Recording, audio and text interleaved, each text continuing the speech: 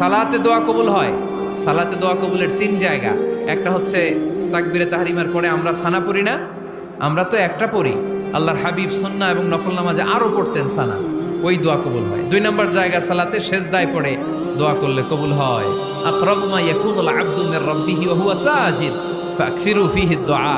বান্দা যখন সেজদায় লুটিয়ে পড়ে বান্দা আল্লাহর সবচেয়ে কাছে চলে যায়। তা কিন্তু বিশ্বনবী বলে সেজদাটা তোমার রবের কুদরতি পায়ের উপরে পড়েছে। সেজদায় পড়ে দোয়া করেন। সালাম ফিরানোর আগে বিশ্বনবী দোয়া করতেন, লা ইউসাল্লিমান্না আহাদুকুম হাত্তা ইয়াতাআওয়াযা মিন আরবা'a। আল্লাহর হাবিব বললেন, চার জিনিস থেকে পানাহ না আছে আমার কোন উম্মত যেন সালাম না ফিরায়। তারা যেন পড়ে, আল্লাহুম্মা ইন্নী আউযু বিকা মিন আযাবিল কবর, আউযু বিকা মিন আযাবি জাহান্নাম, আউযু বিকা মিন ফিতনাতিল মাহইয়া ওয়াল মামাত, আউযু বিকা মিন ফিতনাতিল মাসিহিদ দাজ্জাল। আল্লাহ কবরের আযাব থেকে বাঁচাও, আল্লাহ জাহান্নামের আগুন থেকে বাঁচাও, আল্লাহ জীবন